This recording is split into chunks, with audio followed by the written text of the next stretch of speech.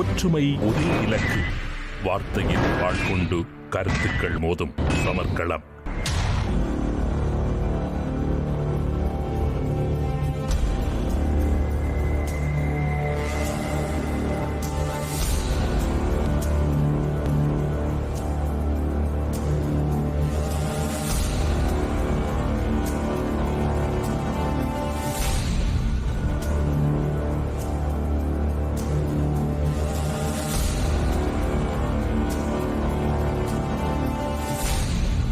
எண்ணங்களின் முனையில் வார்த்தைகளின் வாழ்கொண்டு கருத்துக்கள் மோதும் சமர்க்களம். நேருக்கு நேர்.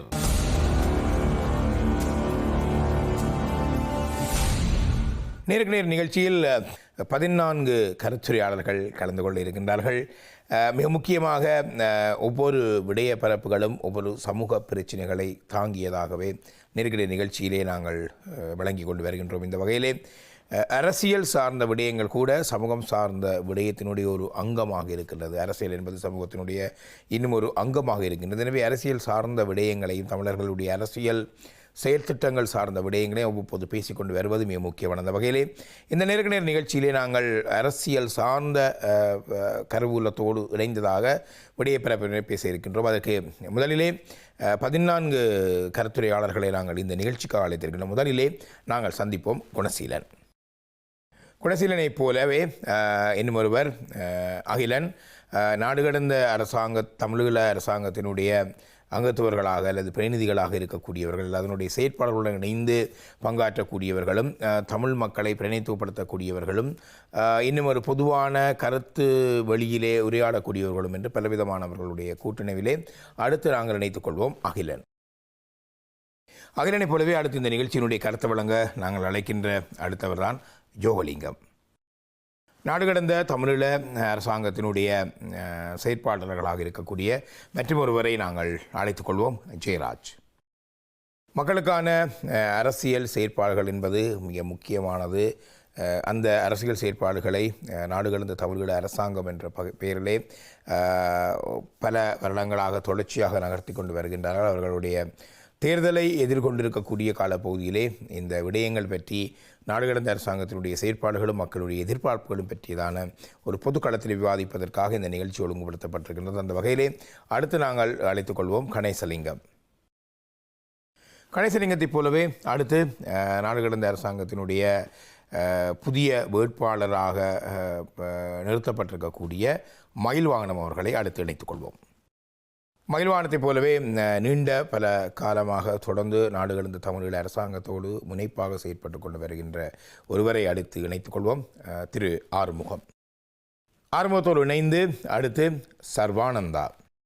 சர்வானந்தை அடுத்து நாங்கள் மக்களினுடைய பிரதிநிதிகளாக நாடு கடந்த தமிழீழ அரசாங்கம் மாத்திரமல்ல, எந்த ஒரு அரசாங்கம் அல்லது எந்த ஒரு அமைப்புகளாக இருந்தாலும் மக்களினுடைய பிரதிநிதித்துவத்தை கொண்டு வரக்கூடிய மக்களினுடைய குரல் மிக முக்கியமானது. அந்த வகையிலே அடுத்து இணைத்துக் கொள்வோம் ஈழன்.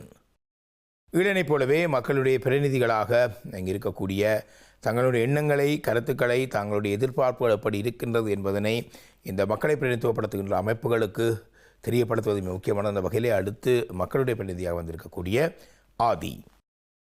ஆதியைப் போலவே மக்களினுடைய இளைஞர்களினுடைய குரலாக செயற்பட்டு கொண்டிருக்கக்கூடியவர். அதே வேளையிலே நாடு கடந்த தமிழீழ அரசாங்கத்தினுடைய செயற்பாடுகளோடும் தன்னை அவ்வப்போது இணைத்து கொண்டு செயற்பட்டு கொண்டு வரக்கூடிய ஒரு இளைஞன் தான் செய்யோனை இணைத்துக் கொள்வோம். அடுத்து தமிழ் சொலிடாரிட்டி அமைப்பை சேர்ந்த இளைஞர். ஒரு பொது மக்கள் என்ற வகையிலும் அவர்களை பார்த்து கொள்ளலாம், அல்லது இதர மக்கள் சார்ந்த அமைப்புகள் என்ற சார்பிலும் பார்த்து கொள்ளலாம். அந்த வகையிலே அந்த மக்களினுடைய குரலாக அல்லது இதர அமைப்புகளினுடைய குரலாக பேசக்கூடிய பிரதிநிதியாக இங்கே வந்திருக்கக்கூடிய ராகவனை இணைத்துக் கொள்வோம். இப்பொழுது ராகவன். அதேபோல் அடுத்து நாங்கள் இந்த நிகழ்ச்சியோடு இன்றைய வாரத்தின் நேருக்கு நேர் நிகழ்ச்சியோடு இணைத்துக் கொள்வது சிவலிங்கம். சிவலிங்கத்தை தொடர்ந்து இறுதியாக நடராஜா அமரநாத். அவரும் எங்களுடைய தமிழ் மக்களினுடைய செயற்பாடுகளிலே, தொடர்ச்சியாக அரசியல் செயற்பாடுகளில் இந்த நாட்டிலே ஈடுபட்டு கொண்டு வருகின்றார் நீண்ட பெரும் காலமாக. இப்பொழுது நடராஜா அமரநாத்.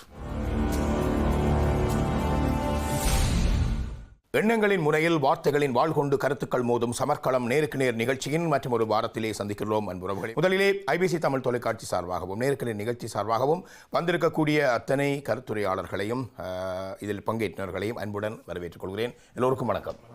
வணக்கம். கருத்தும் தமிழ் நாடுகளின் தமிழீழத்தின் செயல்பாடும் ஒரு புள்ளியில் சந்திக்கிறதான்னு கேட்டீங்க. மக்கள் எதை விரும்புகிறார்கள்? தந்தை செல்வா காலத்திலிருந்து ஈழத்து மக்கள் இறமை உள்ள ஒரு தமிழீழத்தை கேட்டுக்கொண்டே இருக்கின்றார்கள். இன்றும் அதே சிந்தனையுடன் மக்கள் இருக்கின்றார்கள். அதே கருத்தோடு தான், அதே சிந்தனையோடு தான் இந்த எண்ணெய் கருத்தை இன்று வரையிலும் மக்கள் மனதில் வெற்றி கொள்ளுகிறதுக்காக உருவாக்கப்பட்டதான் நாடு கடந்த தமிழீழத்தினுடைய அரசியல் சாசனம்.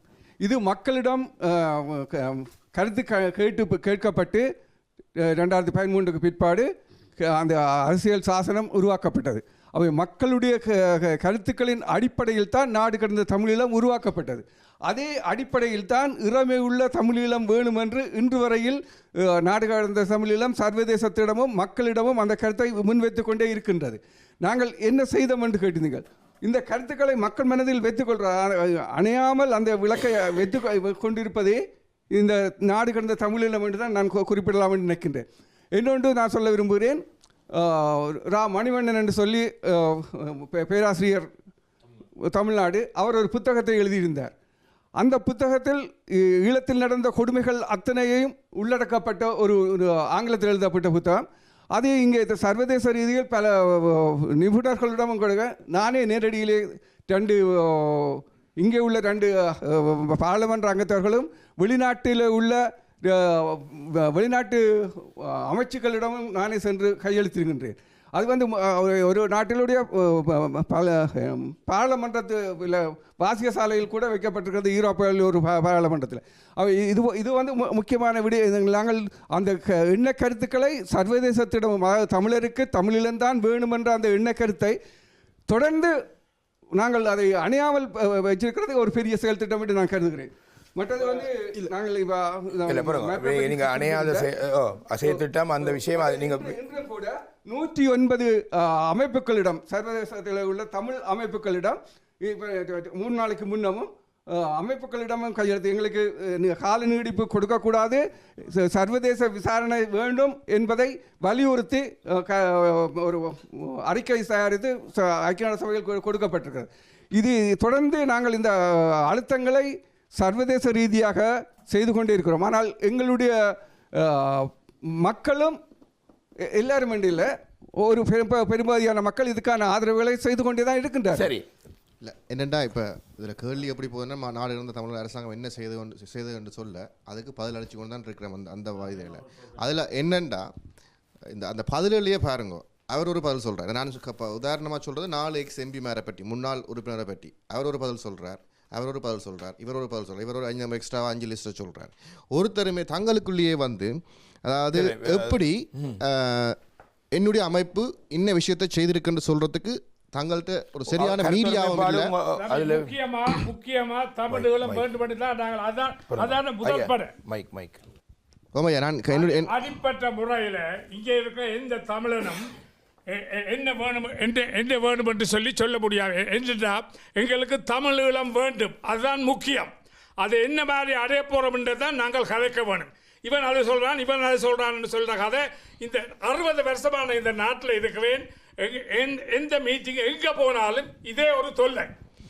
நீங்கள் இவர் சொல்கிறார் தனக்கு அங்கே ஆக்ஸ்போர்டில் இருக்கிறது, இவர் தனக்கு தெரியாதுன்னு சொல்கிறேன். நான் சொல்கிறேன்டா, எப்படி என்றான ஆர் என்றாண்ட எந்த குழு என்றாண்ட தமிழீழம் வேணுமென்றதான முக்கியம். அது இல்லையோ, நீங்க ஆறாவது இல்லைன்னு சொல்லுங்க பாப்போம். தமிழர்களை நிரந்தர தீர்வு வேணும்ன்றது முக்கியம். அதை விட்டு அவர் சொல்றார், இவர் சொல்றார் என்ற கதை இது. அதை விட்டுட்டு நாங்கள் முன்னேற பார்க்க வேண்டும். விளக்கிச்சா சொல்ற கதை நீ கதையை கத்திரிக்கா என்ன கதைக்க பிடிக்கும். இன்று வரையில 60 வருஷம் இருந்தும் ஐடிவி, பிபிசி, சேனல் 4 என்ன போல ஆக்களோட கதைக்கிறது. ஆனால் ஒரே ஒரு தடவை தான் தமிழ் ரேடியோ என்னோட கதைச்சது. நான் என்ன சொல்றேன் என்றால், வல்லமை உள்ளவன், வெள்ளக்காரனோட நியாயம் பேசக்கூடியவன், தமிழருக்காக பாடுபடக்கூடியவன், அப்படியானவரை தான் நாங்கள் தேடுவன். தமிழில் கதைச்சு தமிழில் மீட்டிங் நடத்து எங்கேயும் செய்து கொண்டிருக்கிறதால அது ஒரு பிற்போக்கான இதாக இருக்கின்றது சொல்றது. ஆனால் தமிழில் மீட்டிங் நடக்கும் போதும் இங்கிலீஷ்லையும் கருத்தறிய வேண்டும். அப்போதான் உலகத்தில் இருக்கிற மற்றவர்கள் வரபோது நீங்க சொல்ற கருத்து நல்ல கருத்து ஐயா, அதுதான் உண்மை. இல்ல ஐயா, நீங்க சொல்றது முக்கியமான ஒரு கருத்து. அதாவது இப்ப நாங்கள் எங்களுடைய போராட்டம் உலகத்தோடையும் உலக நாடுகளோடையும் பேசி ஐநாவோட பேசி செய்கிறனால் எங்களை பிரதிநிதித்துவப்படுத்தி அங்கு நகரக்கூடியவர்கள் அவர்களுடன் பேரம் பேசக்கூடிய அவர்களுடைய சட்ட ரீதியாக அவர்களுடன் மோதிக்கொள்ளக்கூடிய ஆற்றலுடையவர்களாக இருக்க வேண்டும். நாடு கடந்த அரசாங்கத்தினுடைய தமிழ் அரசாங்கத்தினுடைய நோக்கம் இந்த உலக நாடுகளுடன் சட்ட ரீதியாக அணுகுவதென்று சொன்னால் அவர்களை பிரதிநிதித்துவப்படுத்தி வைத்திருக்கக்கூடிய உங்களுடைய அமைச்சர்கள் அந்த தகுதியில் இருக்கக்கூடியவர்களைத்தான் நீங்கள் தெரிவு செய்திருக்கிறீர்களா? அமைப்பு அப்படி இருக்கிறார்களா? இல்லை, என்னென்னா அதான் முதல்ல கேட்க ஐயா குறுக்கிட்டார். அப்போ நாடு கடந்த அரசாங்க செயற்பாடுகளை எங்கே அறியலாம் எங்கே பார்க்கலாம் என்று சொல்லி ஒருத்தரும் சொல்லல. இப்போ அவன் இந்த தருணத்தையாவது வெளியில் சொல்லணும். இன்னொரு விஷயம் இவர் சொன்னது நான் நினைக்கிறேன் ஐயா, நீங்கள் பிள்ளையா விளங்கிட்டீங்க. அவர் வரலாற்று மையம் இருப்பது எனக்கு தெரியான்னு சொல்ல இல்லை, அந்த வரலாற்று மையம் உங்களுடைய ஒரு செயற்பாடு என்றது எனக்கு தெரியான்னு தான் சொன்னார். வரலாற்று மையம் இல்லை, நான் வரலாற்று மையத்துக்கு எத்தனை தடவை வந்து போயிருக்கேன் ஐயா, அது கண்டுபிடிக்கலாம். அதே நேரத்தில் என்னென்னா வரலாற்று மையம் என்ற ஒரு திட்டம் அந்த ப்ரொஜெக்டை நாடு கடந்த தமிழ் அரசாங்கம் செய்யலைன்னு சொல்லித்தான் கதைக்க வந்த நானே ஒழிய வரலாற்று மையம் எடுக்கிறது இல்லைன்னு சொல்லி நான். இப்போ நீங்கள் எல்லாரும் ஒரு நிமிஷம் மன்னிச்சு கொள்ளுங்க. எல்லாரும் வயசு கூடினவர்கள், ஐயாவுக்கு நிகரானவர்கள் எல்லாரும் இருக்கிறார்கள். தமிழீழம் நோக்கித்தான் அந்த 60 வருஷம் என்று சொல்லிக் கொண்டிருக்கிறார். இப்போ நாங்கள் இளைஞர்கள், ஒரு நடுத்தர வயசில் உள்ளவர்கள், அவர்களை கொஞ்சம் விடுங்கள், பேச விடுங்கள். அவர்களுடைய மன நிம்மதியாக அந்த இறுதி வரை. சில நேரம் இப்போ அவர்களும் இறந்துடுவார்கள், நாங்களும் இறந்துடுவோம். தமிழில் கிடைக்குமோ கிடைக்காதோ தெரியாது. அவர்களை விட்டு பண்பாக பேச பழகுங்கள் எல்லோரும். யோகி அண்ணா ஆரம்ப காலத்தில் இருந்து எனக்கு தெரியும், அவருடைய போராட்டம், அவருடைய வேல்யூவேஷன் தெரியும் எல்லோருக்கும். அண்ணாவும் தான். நாங்கள் நாடு கடந்த அரசுக்குள்ளாம் நீங்கள் இருக்கிறீர்கள், நான் வழியில் இருக்கிறவர். எல்லோரும் பண்பாக பேசினோம் என்று சொன்னால் மக்கள் அதை பார்த்து ஒற்றுமைப்படுவார்கள். அதுதான் வேணும். உண்மையில் ஒருவருக்கொருவர் ஆர்கியூமென்ட் பண்ணுங்கள். இங்கே என்னென்னா முக்கியமாக வார்த்தை முக்கியத்துவம் கொடுக்கணும். என்னுடைய இறுதியான முகத்துக்கோ வயதுக்கோ என்றதை தாண்டி கருத்து தானன்னா, இப்போ உதாரணத்துக்கு ஒரு பக்குவமானவர் ஒரு வயசில் மூத்தவர் பிள்ளையான கருத்தை சொல்கிறாருன்றா அந்த கருத்துக்கு கீழே நாங்கள் உடன்பட்டு போகணுமென்று இல்லை. ஆனால் அவர் பிள்ளையான கருத்தை சொல்லவும் இல்லை. ஐயா போன்று ராஜ மனோகரன் மிக திறமானவர்கள் வெளியில் இருக்கிறார்கள். எத்தனையோ வயசு போன ஐயாக்களை நான் பார்க்கிறேன். பிடிஎஃபோடு பல பேர் வந்தார்கள். அவர்களுக்கு நாங்கள் வழி கொடுக்கிறோம் இல்லை, அவர்கள் கதைக்க விடுகிறோம் இல்லை என்றால் அவர்களும் என்ன செய்கிறார்கள், இளைஞர்கள் கதைக்கிறார்கள் എന്നിട്ട് அவர்களும் மெதுவாக அடங்கி போகிறார்கள். ஆனால் அவர்கள் தான் எங்களை வழிநடத்த வேண்டியவர்கள். ஏனென்றால் அவர் 60 வருடமாக தமிழீழம் என்றதில் நிற்கிறார் என்று சொன்னால் அவர் எங்களுடைய தலைவனுக்கு நிகராக வந்து கொண்டிருக்கிறார் என்பதுதான் அர்த்தம். அவரை பார்த்து அவர் பின்னாலே நாங்கள் போக வேண்டுமே தவிர நாங்கள் கேள்விகள் கேட்டு அவர்களுடைய அனுபவங்கள்லாம் நீங்கள் கேள்விக்குள்ளாக்கப்படுகிறது. இப்போ 60 ஆண்டுகளாக அவர் 60 வருஷம் இங்கே வாழ்றேன்னு சொல்லியிருக்கிறாருன்னு இவ்வளவு காலமும் எந்த ஒரு அமைப்பும் கொடுக்காத ஒரு பெரிய சந்தர்ப்பத்தை நாடு கடந்த அரசாங்கம் இன்றைய மக்கள் மத்தியில் வேலை செய்யறதுக்கு அவரை கொண்டு விட்டுருக்கு. பெருமைப்படுங்கோ. நாடு கடந்த அரசாங்கத்தில் அவர் இன்றைக்கு ஒரு வேட்பாளராக வந்து நிற்கிறார். இந்த வயசில் இவர் 60 வருஷம் வாழ்ந்த காலத்திலையும் யாருமே கொண்டவரை முன்னிலைப்படுத்த இல்லை. அவர் மிகப்பெரிய திறமை ஒன்று இருக்கு. அவரை கண்டுபிடிச்சு நாடு கடந்த அரசாங்கம் இன்றைய கொண்டு விட்டு இருக்கு. எங்க மக்கள் மத்தியில் வேலை செய்யறது 60 வருஷத்துக்கு பின்பு 60 வருஷம் இங்க வாழ்ந்தது. வயசும் அனுபவம் இங்க முக்கியம் இல்ல. வயசும் அனுபவம் முக்கியம் இல்ல, செயல் திட்டமும் செயல்பாடும் தான் முக்கியம். வந்து ஒரு பெரிய என்ன செயல் திட்டம் சமூகம். ஆகவே பெரிய ஆட்களுக்கு ஒரு மதிப்பு கொடுக்கிற சமூகத்தில் அவே மாதிரி ஆட்களை ஒதுங்க விட்டுறாதேங்க. வந்தவர்களை வேலை செய்யறது தட்டி கொடுங்க. இதைத்தான் நாங்க செய்யணும் அவர் சொல்ற அர்த்தம். தகப்பனுக்கு சமனா இருக்கணும். அவர் வயதுக்கும் அவருடைய அனுபவங்களையும் மதிக்கணும். ஒரு கேள்வி எங்களுக்கு இப்போ வந்து வயசு அனுபவங்கள் நிச்சயமா தேவை. இவளுடைய அனுபவங்கள் எங்களுக்கு வழி நடத்துறது இம்பார்ட்டண்டாக இருக்கணும். ஆனால் இந்த 60 ஆண்டு காலத்தில் எங்களோட வீழ்ச்சியை தான் நாங்கள் பார்க்கணும். ஒரு இடத்துல உயர்ந்து இப்படி இப்படி இப்படி மாதிரி இப்படி வந்து இப்போ நாங்கள் கீழே போய்கொண்டே இருக்கிறோம். இல்லை அது உங்களுடைய அண்டர்ஸ்டாண்டிங் இல்லை. நீங்கள் பிள்ளையாக்க வைக்கிறீங்களா? என்னண்டா வீழ்ச்சி ஒரு நாளும் இல்லையா? அப்போ இன்னைக்கு எங்கட போராட்டம் வன்னிக்குள்ள இருந்த போராட்டம் 8 வருஷமா உடைஞ்ச காலில் போட அக்கா இருக்கிற நீங்க வீழ்ச்சியிலன்னு இந்த கால் உடைஞ்ச கை உடைஞ்ச தேவையில்லை. நாங்கள் இன்னைக்கு சர்வதேசம் இந்த போராட்டம் சர்வதேசத்துக்குள்ள நிற்குதுண்டா வளர்ச்சியா வீழ்ச்சியா? சர்வதேசத்துல வந்து சர்வதேசத்தின விளையாட்டு பொருளா இருக்குது. உங்களுக்கு அறிவு அவ்வளவுதான். 1.6 மில்லியன் சிக்னேச்சர் எடுத்து நாங்கள் எழுச்சியா இருக்கிறோம். அண்ணா கருத்து 2013 கருத்து கேட்டுன்னு சொன்னீங்களே, எங்க கருத்து கேட்டீங்க? என்னண்டா கருத்து கேட்டீங்க? இல்ல என்னண்டா நீங்க ஒரு விஷயங்களும் மக்களுக்கு சும்மா வாயில வாரதெல்லாம் சொல்றது இல்ல. இங்க சமூகத்துல கான்ஸ்ட்ரக்டிவான ஒரு செயல்பாடுகளை சொல்லுங்க. ஒரு நிமிஷம் பொறுங்க. இல்ல பொறுங்க. இத மாத்திரன்னா வேற ஒரு கேள்விக்கு நான் கொண்டு வரேன். இல்ல பொறுங்க. ஒரு ஐயா பொறுங்க. ஒரு கேள்விக்கு கொடுக்கப்பட்ட மக்கள் மத்தியில அவர்கள் ஒவ்வொருத்தரும் தமிழீழம் எப்படி அமைய வேண்டும் என்ற கருத்துக்கள் கேட்கப்பட்டு தான் அந்த சாசனம் தயாரிக்கப்பட்டது. உங்களுக்கு தெரியாட்டில் நீங்கள் தயவு செய்து அதை மறுக்க வேண்டாம். தெரியாட்டில் நீங்கள் ஆய்வு செய்யுங்கள். எல்லாரும் எல்லாத்தையும் அறிந்தவர்களா இல்லை. தயவு செய்து நீங்கள் நான் சொல்ல முடிஞ்சது. அவர் கேள்வி மக்களை விழிப்படையாகவும் மக்களுக்கு தெளிவை கொண்டு வேண்டியதான் எங்கிட்ட கடமை. நாங்கள் மக்களை குழப்பறது எங்கிட்ட கடமையா இருக்கக்கூடாது. செய்ததை நீங்கள் ஏற்றுக்கொள்ள வேண்டும். எல்லா சகோதரர்களிடையும் எல்லாருக்கும் அண்ணாக்களிடையும் ஒரு எனக்கு ஒரு 2 நிமிஷம் தாங்க. இப்போ என்னுடைய கேள்விகள் நான் ஒரு 15 கேள்வி இதில் வாசிக்கிறேன். இதுல மக்களை குழப்பறதுக்கான ஒரு கேள்வி இருக்குதான்னு நீங்க சொன்னீங்க. அவர் நாங்க கேள்வி கேட்கல குறுக்காம அதுக்கு பிறகு நாங்க மக்களை குழப்பறதுக்காக ஒரு சிந்தனை ஒரு கேள்வி இதுக்குள்ள வருதுன்னு சொன்னா அது பிறகு கதைப்போம். எனக்கு முதலாவது கேள்வி, பொறுப்பு யார்? கணக்கு எங்க? பிரதம இங்க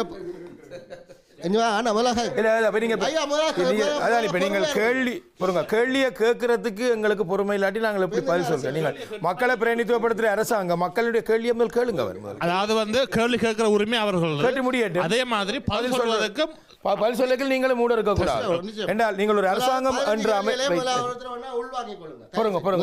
ஒரு அரசாங்கம் மக்களை பிரதிநிதித்துவப்படுத்தக்கூடிய தமிழுள்ள அரசாங்கம் என்ற அடிப்படையில் மக்கள் கேட்கிற கேள்வி அது குதர்க்கமா இருந்தா என்ன நேர்மையா இருந்தா என்ன அதுக்கு செவிமடுக்க வேண்டிய பொறுப்பு உங்களுக்கு இருக்கு. அரசாங்கம் சொல்லக்கூடிய பதில்களுக்கு நீங்கள் பொறுமையாக கேட்கணும். சரி கேளுங்க. இது இல்ல குழப்பத்துக்கான கேள்வியா இல்லை என்று மக்களுக்கு தெளிவுபடுத்துக்கு தான் இந்த கேள்வியை கேட்கிறேன். பொறுப்பு யார்? கணக்கு எங்கே? பொறுப்பு யார்? கணக்கு எங்கே? உங்களோட என்ன செயல்பாடுகள் இதுவரைக்கும் நடந்திருக்குது? மக்களின் நாடு கடந்து வாழ்கிற அரசாங்கம், நாடு கடந்து வாழ்கிற மக்களின் சனத்தொகை தெரியுமா? ஈழம் நோக்கி ஒற்றுமையாக இங்கே அமைப்புகள் செயல்படுத்துறதுக்கான உங்களோட நடவடிக்கைகள் என்ன செஞ்சுருக்கிறீங்க? மற்றது பிரதமரே மக்களை சந்திக்க மறுக்கிறார், மக்களை கண்டாயம் ஓடுறார். தமிழ் மக்கள் வளர்ச்சிக்காக நீங்கள் என்ன செஞ்சுருக்கிறீங்க? எப்படி உங்களோட வருமானங்கள் செயல்படுத்துறீங்க? யாருக்காருக்கு எங்கெங்கே கணக்கு வச்சுருக்கிறீங்க? மாவீரர் குடும்பத்துக்கு என்ன செஞ்சுருக்கிறீங்க? முன்னாள் போராளிகள் குடும்பத்துக்கு என்ன செஞ்சுருக்கிறீங்க? எத்தனை பொதுக்கூட்டம் இது வரைக்கும் நடத்துறீங்க 10 வருஷத்தில்? ஈழம் நோக்கி என்ன செய்கிறதா திட்டம் வச்சுக்கிறீங்க? என்ன செயல் திட்டம் உங்கள்கிட்ட இருக்குது? அடுத்த 5 வருஷத்துக்கான செயல் திட்டம் தெளிவாக குறிப்பிட முடியுமா உங்களால்? தமிழீழத்தில் என்ன தமிழீழம் நோக்கி என்ன நடவடிக்கை எடுத்திருக்கிறீங்க? இதை மாதிரி இது அரசியல் கைதிகளை விடுவிக்கிறதுக்கு என்ன நடவடிக்கை எடுத்திருக்கிறீங்க? இது சாதாரண மக்களுக்குள்ள கேள்விகள். இதெல்லாம் குழப்பத்துக்கான கேள்விகள். அடுத்தது கடைசியாக இன்னொரு கேள்வி. இது மாதிரி 60 கேள்விகள் இருக்கிறது. இதெல்லாமே மக்கள் நீங்க 15 தானே சொன்னீங்க. நான் அவ்வளவு வாசிக்கிறேன். நான் சொல்றேன் 60 கேள்வியை நான் எழுதி வச்சிருக்கேன். ஓகே சரி சரி. இனி அவருக்கு பதில் சொல்ல மைக்க கொடுங்க. அவருக்கு பதில் சொல்லுங்க. ஒரு கேள்வி நான் கேக்குறேன். என்னடா இதே கேள்வியால 60 வருஷமா நான் இருக்கிற ஒவ்வொரு இயக்கத்தையும் இதே கேள்வியில நாங்கள் கேட்கலாம். ஆர் பொறுப்பு, ஆர் கணக்கு, இந்த மாதிரியா நாங்கள் எல்லாம் ஆயிரக்கணக்கான பவுன்களை சேர்த்து Tamil refugee action group, Tamil refugee housing association அப்படி இப்படி என்று சொல்லி பல இதங்களுக்கு நான் செய்திருக்கிறோம். ஆனபடியா நீங்கள் கேட்கிற கேள்வி எல்லாம் எல்லா இயக்கங்களையும் கேட்க வேண்டிய உரிமை இருக்கிறது. உங்கள்கிட்ட கேட்கிறார், உங்களோட பதில் என்ன? நான் சொல்றேன். அவர் வந்து வேட்பாளராக நிற்கிறார். அவருக்கு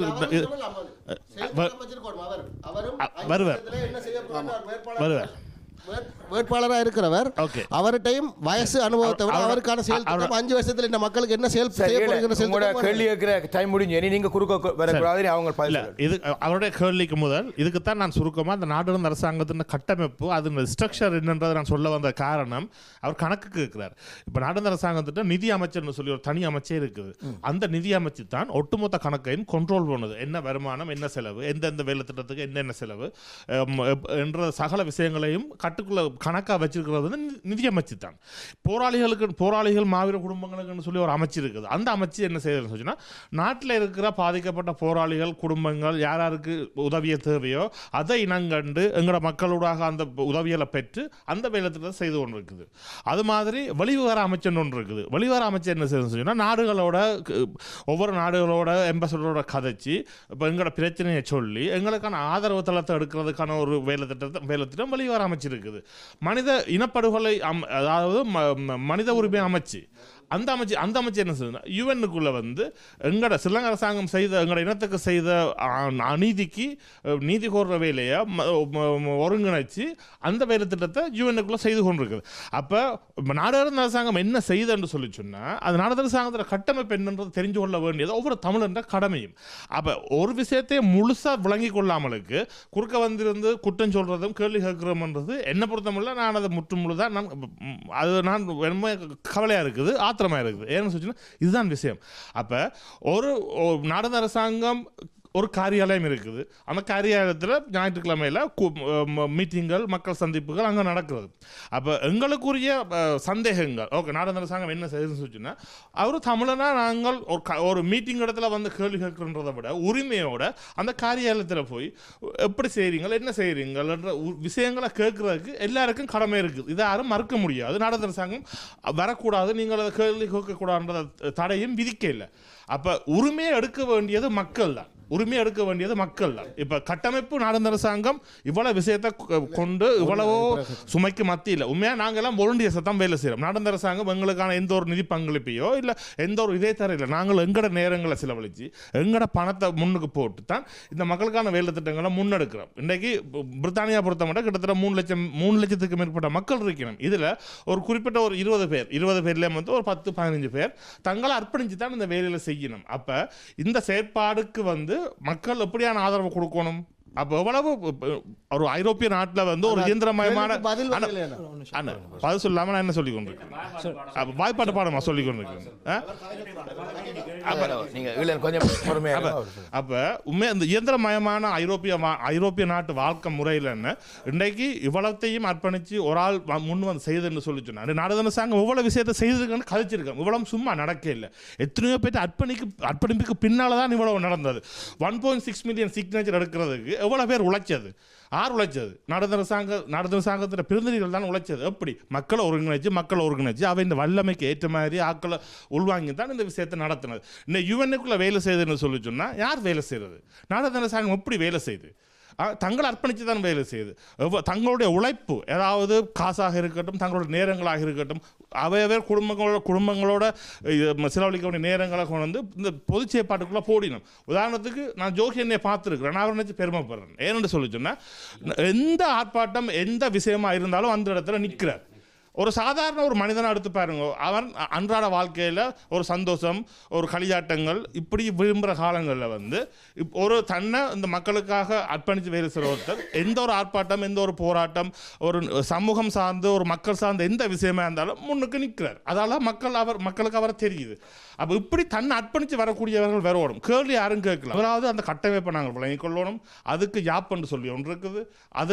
அதுக்குன்னு சொல்லி ஒரு மிக ஒரு உயர்ந்த லட்சியம் இருக்குது. அது என்ன மாதிரி இயங்குதுன்ற விஷயங்கள், எப்படி இயங்குதுன்ற விஷயங்கள் எல்லாத்தையும் நாங்கள் உள்வாங்கி கொண்டு தான் நாங்கள் அது மீது விமர்சனத்தை வைக்கணும்.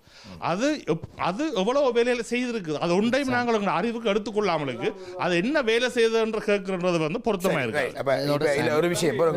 ஒரு விஷயம் இப்போ அவர் கேட்ட கேள்விக்கு நேரடியாக அவர் புள்ளியிடப்பட்ட கேள்விகளுக்கு நீங்கள் புள்ளியிடப்பட்ட வகையில் பதில் இல்லை. ஆனால் நீங்கள் சொன்ன விஷயம் நாங்கள் எவ்வளோ அர்ப்பணிப்பா தியாகமாக வேலை செய்கிறோம். இப்போ அர்ப்பணிப்பா தியாகமாக எங்கள்ட காசை போட்டு வேலை செய்கிறது ஒரு செயற்பாட்டை விமர்சிக்கிறதுக்கான ஒரு எக்ஸ்கியூஸாக பார்க்கணும்னு நினைக்கிறீங்களா? அதில் உண்மையாக நான் நீங்கள் சொன்ன சரி, அந்த அமைச்சுக்கள் அந்த அவர் கணக்கு கேட்டது நிதி அமைச்சு, அந்த நிதி அமைச்சர்கிட்ட தான் சரியான புள்ளி விவரமே இருக்குது. அதுக்குரிய கணக்கு எங்கே இருக்குன்னா காரியாலயத்தில் இருக்குது. அப்ப அவர் கேட்ட கணக்கு இருக்குல்ல சொல்றேன் நான் சொல்றேன் உங்களுக்கு அதாவது நான் ஒரு பிரதிநிதியா சொல்றேன் உங்களுக்குரிய கணக்கு வேணும்னு சொல்லிச்சுன்னா என்ன சொல்லி அதுதான் நான் பதில் சொல்றேன் காரியாலயத்துல இருந்து திறந்து விட்டேன் நான் சொல்றேன் இல்ல போங்க உங்களோட பதிலுக்கு பிறகு நீ அவையில கேள்வி கேளுங்க நான் சொல்றேன் இல்ல நான் அந்த காரியாலயத்துக்கு நான் அந்த வந்த இடத்துல நான் கேள்வி கேட்க வலிக்கிறேன்ல இன்னொரு ஆள் கேள்வி கேட்டதுக்கு நீங்க இப்படி கேள்வி கேட்க இயலாதுன்னு சொல்லப்பட்டது ஒரு எம்பியால். இது ஒரு தரம் இல்லை 2 தரம் இல்லை கன தரம் நடந்திருக்கு. கேள்வி கேட்க கூடாதுன்னு சொல்லப்பட்டிருக்கு. கணக்குக்கு கூட கேள்விப்பட்டிருக்கு. அடுத்தது அப்படி கேட்கப்பட்டிருந்தால் அதை வன்மையான கண்டிக்கிறேன். அது வந்து தவறான கண்டிப்பா ஏற்றுக்கொள்றேன். ஆனா அது கண்டிக்கிறதால ஒன்றுமே நடக்க போறது இல்லை. நீங்க சொன்னதுக்கு தான் நான் சொல்றேன். என்னுடைய பதிவை நான் செய்றேன். ரெண்டாவது யோகி அண்ணாவை தெரியும்னு சொல்லி எல்லாம் சொல்றீங்க. மற்ற வேற எம்பி மேல எத்தனை எம்பி மேல எங்க சமூகத்துக்கு தெரியும்? நான் உதாரணத்துக்கு ஒரு ஆள் தான். அந்த ஒரு ஆளை தான் நான் சொல்றேன். அந்த ஒரு ஆளை தான் தெரியும். அநேகமான ஆளுக்கு இருக்கு. நம்ம எத்தனை பேர் இருந்தாலும் இல்ல என்னன்னு சொல்லுங்க. அப்போ இப்ப இல்ல ஈஸ்காமில வீடா போய் கூட்டத்துக்கு ஆக்களை கூப்பிட்டாங்க. அந்த கூட்டத்துக்கு எத்தனை பேர் வந்து தெரியுமா? ஐயா ஒருங்க நான் சொல்றேங்க. நான் தயவு செய்து கதைக்கு நீங்கள் முதல் இங்கே அறிமுகப்படுத்தினவே ஒருத்தர் கதை கேட்க அந்த கருத்து சொல்கிற பதிலுக்கு இடம் தெரிய சொல்லி தயவு செய்து நான் கதை கேட்கல குறுக்கிடாதீங்க. நாங்கள் வீடாக போய் ஆக்களை கூப்பிட்டாங்க. சரியா? ஒரு பொதுமகனும் வந்தவர் அவருக்கு ஒரு தெளிந்தால் நான் அவரை கூப்பிட்டு விடுறேங்க அவர் பதில் சொல்லுவார். அப்போ நாங்கள் அந்த கோவிலுக்கு காசை கட்டிட்டு நாங்கள் சில நேரம் அந்த இதை ரத்து செய்ததே உண்டு அல்ல. நாங்கள் எங்களால் இயன்றதை நான் இப்போ நீங்கள் கடைசியாக நான் புத்தகம் போட்டு காட்டுறேன்.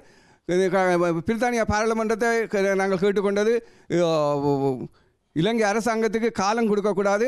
இலங்கை அரசாங்கத்தை சர்வதேச நீதிமன்றத்துக்கு அல்லாட்டில் விசேஷ தீர்ப்பாயத்துக்கு கொண்டு வர சொல்லி நாங்கள் ஒரு தீர்மானத்தை ஐக்கிய நாடு சபையில் இப்போ நடக்கிற இதில் கொண்டு வர சொல்லி கேட்டுறாங்க. அதில் நாங்கள் ஈஸ்காமில் 2100 கையெழுத்து வேண்டியிருக்கிறேன். கோவிலில் குளிருக்குள்ள கோவிலில் நான் ஒரு நாள் நான் தனியாக நின்றே வேண்டியிருக்கிறேன். அல்ல நீங்கள் ஜோயண்ணா மட்டும் தெரியும் என்று சொல்லிக்கொண்டு நீங்கள் எத்தனையோ பேர் செய்து எல்லாரும் வந்து எல்லாரும் சில வேலை திட்டங்களை அவையவே தங்கள் வேலை திட்டங்களை செய்து கொண்டே இருக்கிறேன். தங்களுக்கு கொடுக்கப்பட்ட வேலை திட்டங்களை செய்து கொண்டே இருக்கிறேன். நெடுக வந்து ரோட்ல நிக்கல. நான் சொல்ல வந்தது எல்லா போராட்டத்திலையும் ஜோகி அண்ணா நிற்கிறார். அதே மாதிரி எல்லா போராட்டத்திலையும் மற்ற எம்பி மேர் நிக்கணுமான்றதை தான் நான் கேட்டேன். ஏன் எம்பி மேர் நிக்க வேணும்? ஏன் எம்பி மேர் நிக்க வேணும் என்ற கேள்வி இந்த கேள்வி குழப்பி கொண்டு இவருடைய கேள்வி வந்து என்னவோ இப்போ மக்கள் வார மக்களுக்கு அங்கே ஒழுங்காக பதில் சொல்லினோமா ஆஃபீஸுக்குள்ளன்றதான் கேள்வி. கதையே தேவையில்லை தம்பி. நீங்கள் இப்போ வந்து போன ஞாயிற்றுக்கிழமை என்ன நடந்தது தெரியுமா? அலுவலகத்தில் என்ன நடந்தது தெரியுமா? அதை சொல்ற தெளிவாக கேட்டுக்கோ. நீங்க கேட்குற ஒரு நிமிஷம் எனக்கு ஒரு நிமிஷம் அவரை கொடுங்க. அதுக்கு பிறகு நீங்களே வாங்க. அவர்கிட்ட முடிச்சுட்டு இல்லை என்னென்ன போன ஞாயிற்றுக்கிழமை வந்து நிதியமைச்சர் கணக்கறிக்கை அனுப்புறேன்னு சொல்லி பொதுமக்களையும் ஊடகங்களையும் அலுவலகத்துக்கு வர சொல்லி கணக்கறிக்கை விடுறேன்னு சொல்லிச்சுனா அப்போ நாங்கள் இந்த கணக்கறிக்கை ஊடகங்கள் எல்லாம் கேட்டுக்கொண்டிருக்கிறோம். அப்போ ஒரு பொதுமகனை அந்த இடத்துல அவள் கணக்கறிக்கை காட்டும் பொழுது அதை கொண்டு போய் மக்களுக்கு கொண்டு போய் சேர்க்க வேண்டியது என்னுடைய கடமை. அப்போ அந்த நோக்கத்துக்காக நான் உள்ளே போகிறேன். உள்ளே போன உடனே முதலாவது என்னை கூப்பிட்டு வச்சு அவர் சொல்லிச்சுன்னா இந்த கணக்கறிக்கை நாங்கள் ஸ்கைப்பில் மட்டும்தான் காட்டுவோம். இந்த உலகத்தில் ஏதாவது ஒரு அரசாங்கம் ஸ்கைப்பில் கணக்கறிக்கை பார்த்து கேட்டுக்கிறீங்களா? ஸ்கைப்பில் தான் கணக்கறிக்கை காட்ட வேணும். என்ன மிக்கோஸ் ஏதோ சிக்னேச்சர்ஸ் அதுகள் மிஸ்ஸிங் ஆகும். அதனால் பிரிண்டட் வெர்ஷன் ஆஃப் கணக்கறிக்கை தர முடியாதுன்னு சொல்லிச்சு. ஒரு எங்கே உலகத்தில் கணக்கறிக்கை பிரிண்டடாக தான் கொடுப்பாங்க கையில். நாங்கள் அதை வாங்கி கொண்டு வந்து தான் தர முடியும். இல்லை முதலாவது என்ன கதைக்க முடிக்க விடுங்க. என்ன கதைக்க விடுங்க. நீங்கள் சொன்ன மாதிரி தானே முதலாவது என்ன முடிக்க விடுங்க. அண்ணே ஒரு அரசாங்கம் வந்தேன்னு கணக்கறிக்கை வந்தேன்னு முடிச்சிட்டீங்களா? ஒரு நிமிஷத்தில் முடியுங்க. அப்போ இந்த கணக்கறிக்கையை மக்கள்கிட்ட எப்படி கொண்டு போய் சேர்க்கறது நான் முடிவு வைக்க. இந்த கணக்கறிக்கை இங்கே சைப்பில் வரும்போது நான் அதை எடுத்து ரெக்கார்ட் பண்ணி மக்களுக்கு காட்டுறேன்.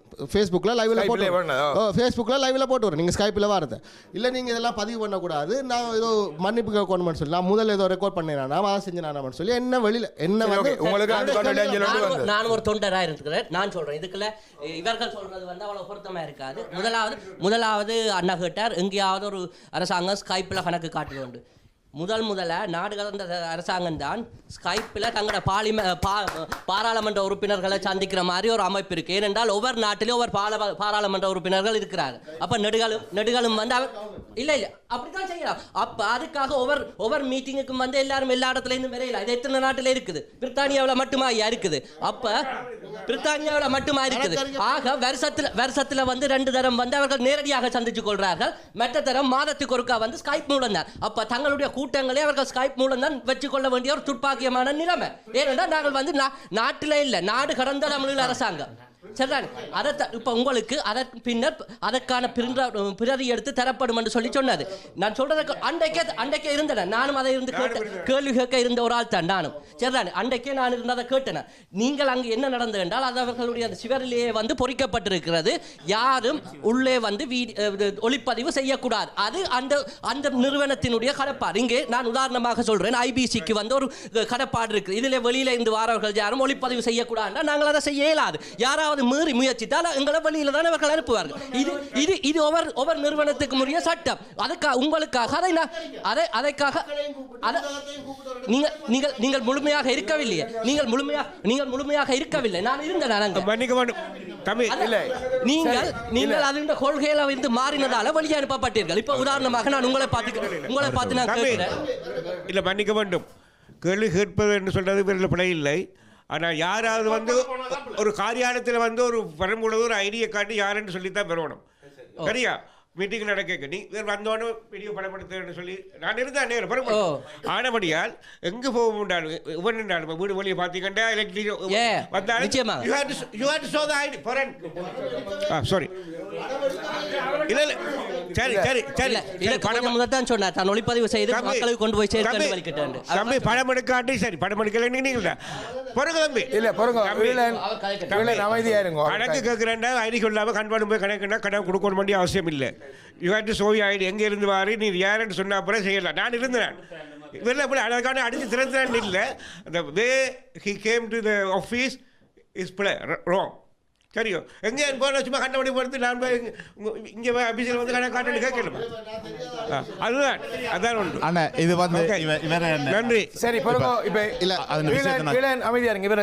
அவருடைய விஷயத்தை நான் சொன்னேன். அவர் இப்போ வச்ச குற்றச்சாட்டுக்கு சொல்கிறேன். நான் தான் ஆஃபீஸில் நின்று இவரோட கதைச்சு நான் கணக்கு விஷயம் நின்று இவரை நான் கண்டதே கிடையாது. என்னுடைய 20 வருஷ காலத்தில் நான் இவரை கண்டதே கிடையாது. முதல் தரம் கண்டிருக்கிறேன். அன்றைக்கு இவர் வந்த விதம் 2 ஃபோன் இதுக்குள்ள இன்னும் ஒரு ஆளையும் கூட்டிக் கொண்டு வந்து கொண்டு ஒரு எம்பியோட கதைக்கிறார். தான் ரெக்கார்ட் பண்ண போகிற நடக்கிறத கணக்கறிக்கைண்டு எங்களோட நிதி அமைச்சர் கணக்கறிக்கை கொடுக்குறேன்னு சொல்லி இந்த தம்பி நண்டவர்களுங்க முழு கணக்கறிக்கையும் போட்டு காட்டினாங்க.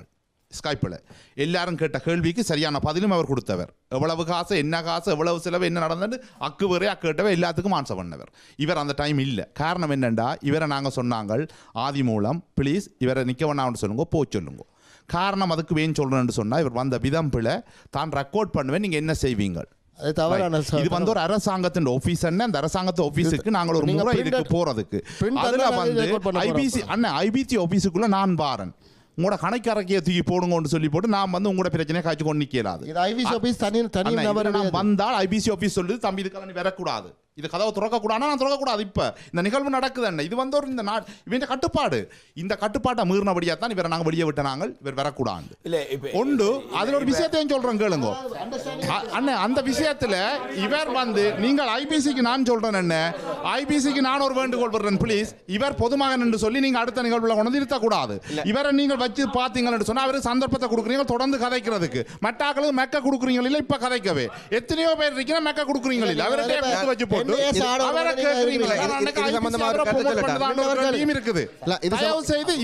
மக்களா கொண்டு விட வேண்டாம். இவரை நாங்க கண்டதே கிடையாது இதுவரை காலம். ஆனா கேள்வி கேட்கிற உரிமை அவருக்கு இருக்கு. எழுதி போட்டு வந்து கேள்வி கேட்கறதுக்கு தொடர்ந்து அவர்கிட்ட கொடுக்கணும். எத்தனை பேர் இதுல இருக்கணும், நீங்க சந்தர்ப்பமே தாரீங்கள் இல்ல. 45 நிமிஷம் தான் ப்ரோக்ராம். நான் உங்களுக்கு ஆரம்பத்திலே நிகழ்ச்சியில் சொன்னான் மைக்கேல் உங்களுக்கு ஆள் பேர் தர மாட்டது, பேச வேண்டியவர்கள் பேச வேண்டிய மைக்க வேண்டி பேசுங்கன்னு சொல்லியாச்சு. அப்ப இந்த குற்றச்சாட்டு நீங்கள் அப்படி வைக்க குற்றச்சாட்டு என்னத்துக்கு அவர் தொடர்ந்து அவருக்கு ஐபிசி மைக் கொடுக்கவே இல்லை. அவர் தனக்குரிய மைக்க வேண்டிக் கொண்டார். வேண்டி பக்கத்துல இருந்து நீங்கள் வேண்டி பேசுங்க. நீங்க சந்தர்ப்பத்தை கொடுக்கணும். ஒவ்வொரு தமிழ் மனுஷன்டையும் கொடுக்கணும். இந்த ஐயா கேட்டுக்கொண்டே இருக்கிறார். நேரம் கொடுபடே. இவரை மட்டுமில்லை, எவரையும் ஒரு தமிழ் மகனாக நிகழ்ச்சிக்கு கொண்டு வரக்கூடாது ஒரு ஊடகத்துக்கு சொல்ற உரிமை உங்களுக்கு இல்ல. இல்ல, நான் உரிமை இருக்கு. உரிமையை நான் எடுக்கல. நான் சொல்றேன் என்னன்னா, இவரை வச்சு நீங்கள் இவ்வளவு நேரம் பொதுவா இந்த பாக்குற மக்களுக்கு வழங்கும் இந்த நிகழ்வு எப்படி நடக்குது. கடந்த வாரம் நீங்க கூப்பிட்டு வச்சு பொதுமகனா அவரை கதைக்கிறீங்க. சொந்த பேரே சொல்றாரு. இல்ல, ஒரு சொந்த பேரை சொல்ல முடியாதவர் வந்து நின்று மக்களுக்கு தாங்கள் கேள்வி கேட்கிறோம், எல்லா அமைப்பையும் கேள்வி கேட்கிறோம்டா. இவர் எத்தனை அமைப்பை கேள்வி கேட்டுட்டார்? எந்த அமைப்பு இவருக்கு கேள்வி சொன்னது? எனக்கு கொஞ்சம் டைம் தாரீங்களா ப்ளீஸ்? இப்போ என்னடா அந்த சம்பவத்தில் நேரடியாக இருந்து நான் பார்த்தேன். அந்த வகையில் சொல்றேன். இப்போ நீங்க சொன்னீங்க இப்போ கொஞ்ச நேரத்துக்கு முன்னுக்கு இவரை 20 வருஷமா பார்க்கல. 20 வருஷமா அவங்கள பார்க்காத ஆக்கள் வந்து கணக்கு கேட்கலாதோ? தொண்டராவோ இல்ல பொதுமகனாவோ அதுக்குள்ள வந்தது கிடையாது. அவர் அப்ரோச் வந்து பிழை. நான் கேட்ட கேள்வி என்னண்டா பதிவேனண்டா எப்படி இல்ல, நான் கேட்ட கேள்விக்கு சொல்லுங்க. 20 வருஷமா நீங்க காணாத ஆக்கள் வந்து கணக்கு கேட்கலாமா இல்லையா? யாரும் கேட்கலாம். சரி, ஓகே, சரி, ஓகே, கொஞ்சம் பொறுங்க ஐயா. என்னுடைய டைமை முடிச்சுட்டு சொல்றேன். சரியா? இவர் கணக்கு கேட்க வந்த விதம் பிள்ளையா இருக்கலாம், சரியா இருக்கலாம், எல்லாம் அதுல இருந்து பார்த்து ஓகே இவரை கதைச்சு அனுப்பி வச்சுனாங்க. ஆனா உங்களுக்கு தடை விதிக்கப்படல. இவையும் வந்து இல்லை எனக்கு அந்த கூட்டத்தை நடத்தின சொன்னா விருப்பம் பண்ணா வரலாம். ஆனா இவரோட கதைச்சதை இல்லை, தாங்கள் வந்து தேவையில்லாத பிரச்சனை பண்ணாமல் அவரே போயிட்டார். அப்படித்தான் நடந்தது. அங்கே நாடு கண்ட அரசாங்கம் உங்களுக்கு தடை விதிக்கல தானே? தடை விதிக்கல தானே? ஒரு பொதுமகனாக நாங்கள் உள்ளே வரும்பொழுது ஒரு அரசாங்கத்திட்ட கணக்கு கேட்கும்போது வந்து பொறுப்பாக ஒரு பொறுப்பாக பதில் சொல்கிறவர்கள் தான் பொறுப்பாளர்கள். அதை முதலாவது இந்த பொறுப்பாளர்கள் உணர்ந்து இங்கே யாராவது பொறுப்பாளர்கள் இருக்கிறாங்கன்ற கேள்வி முதலாவது இருக்குது இங்கே. சரி, ஆனால் உண்டு என்னென்னா உங்களை அங்கே தடை விதிக்கல. கடைசியில் நிற்க சொல்லி நாங்கள் ஓனது அதே நேரம் இல்லை. சரி, ஓகே, அதே நேரம் இவருக்கு தடை விதிக்கப்படையில் இவர் தொடர்ந்து இருக்கிறதுக்கு அங்கே அனுமதி வழங்கப்பட்டது அந்த கூட்டத்தை நடத்தின பொறுப்பில் இருந்தவர்கள். ஆனால் தேவையில்லாத பிரச்சனை வேண்டாம்னு சொல்லி நான் இவரோட நட்புறுதியில் கதைச்சு வேண்டாம்னு சொல்லி போனது. அதே நேரம் அந்த மீட்டிங்கில் என்ன நடந்ததுன்னு சொல்லி எல்லாம் விவரமாக இவருக்கு சொல்லி அந்த கணக்கு ஒரு அமைப்பு கணக்கறிக்கை காட்டுதுன்னா ஸ்கைப்பில் மட்டும்தான் காட்டுமென்னு சொல்லி விளங்கி கொண்டது இவற்ற பிள்ளை. அது கணக்கறிக்கை இல்லை, அது வீடியோ. கணக்கறிக்கைன்னா பிரிண்டட் வெர்ஷன் கட்டாயம் வரும். அது வரும். அதுக்கு நீங்க அதுக்குரிய காலங்களை கொடுக்கணும். அதை எங்க எடுக்கலாம்னு சொல்லி நீங்க தேடி பார்க்கணும். இல்ல இப்ப என்னென்றால் ஒரு விஷயம் ஈழன போன்றவர்கள் அல்லது மக்களை பிரதிநிதித்துவப்படுத்துபவர்கள் எல்லாருமே விளைய கொள்ளக்கூடிய விஷயம். ஒரு அமைப்பில் ஒரு சில அமைப்புகளுக்குரிய சில சட்டத்திட்டங்கள் இருக்கும். ஆனால் ஒவ்வொரு விஷயத்தையும் அணுகிறதுக்கான ஒரு முறை இருக்குது. பொதுமக்கள் யாருமே உங்களுடைய அனுமதி, அதாவது இப்போ கேட்ட மாதிரி 20 வருஷமாக நீங்கள் காணாத ஒரு மனிதன் வந்து உங்கள்கிட்ட கேட்கலாதான்ற கேள்விக்கு எஸ் ஓ நோ கேட்கலாம். இவர் வந்து ஒரு அரசாங்கத்தினுடைய அலுவலகத்தை அணுகின முறை அவர்களுடைய அரசாங்க சட்ட முறைகளுக்கு புறம்பாக இருந்திருக்குன்னு அவை சொல்லினேன்.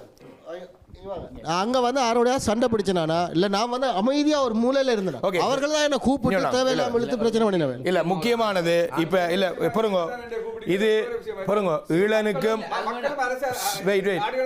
பொறுங்க ஐயா, நீங்களா கேளுங்களேன். ஈழன் அமைதியா இருங்கோ. ஈழனுக்கும் நாடு கடந்த அரசாங்கத்துக்கும் உள்ள பிரச்சனையை கதைக்கிறது இல்லை என்ற நோக்கம். அப்போ நீங்கள் ஈழன் வந்து ஒரு பிரதிநிதித்துவமாக சொன்னீர், அதாவது மக்கள் கணக்கு பார்க்க வரைக்கும் நீங்கள் எப்படி நடந்து கொண்டுட்டீங்க. அது ஈழன் தனிப்பட்ட ரீதியாக தண்டிக்கப்பட்டது எங்களுக்கு முக்கியம் இல்லை, அது ஈழனுடைய பிரச்சனை. அப்படி பொதுமக்கள் ஒன்று வந்தால் நீங்கள் எப்படி பிஹேவ் பண்ணலாம், இல்லை என்ன அவர்களுடைய நடைமுறை என்னது நீங்கள் சொல்ல வேணும். அதுக்கு முதல் யோகி என்ன சொல்ல வேணுமா? நன்றி சாம்.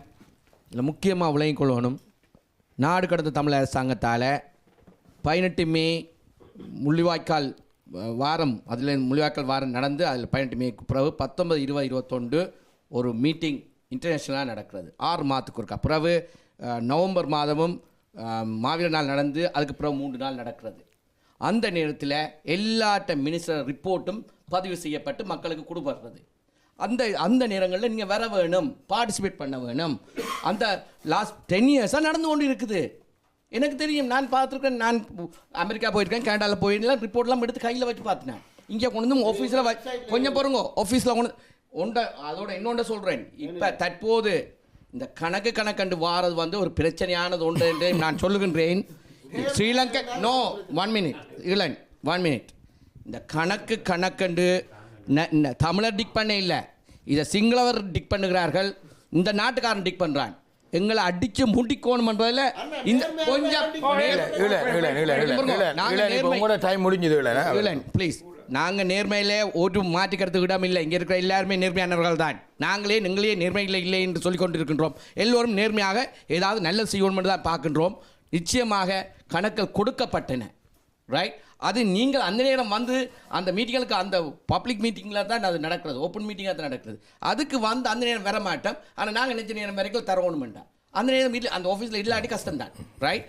ஆகவே நாங்கள் நிச்சயமாக அங்கு கொடுக்கப்பட்டு செயற்பட்டு கொண்டு தான் இருக்கின்றோம். சரி, ஓகே, முடிஞ்சு. இப்போ உங்களில் அந்த கணக்கறிக்கை எழுத்து பிரதி கொடுக்குறதுல மக்களுக்கு ஈழனுக்கு இல்லை, மக்களுக்கு கொடுக்குறதுலையும் பிரச்சனை இருக்கு. அது நிதி அமைச்சர் இது வந்து வடிவா இப்போ அகிலன் சொல்லி இருந்தவர் உங்களுக்கு விஷயம் என்ன, நாங்கள் வந்து 5 குழுவோட 6வது குழுவா நாங்கள் இயங்க இல்லை. நாங்கள் வந்து நாடு கடந்த அரசாங்கம் 10 நாட்டில் வலுவான ஒரு அரசாங்கமாக நடந்து கொண்டிருக்கு. அதுக்கான சகல விதமான விடயங்களும் எழுத்து மூலம் இருக்கவே கதைக்கிற மாதிரி கதைச்சிட்டு போகிற விஷயங்கள் கிடையாது.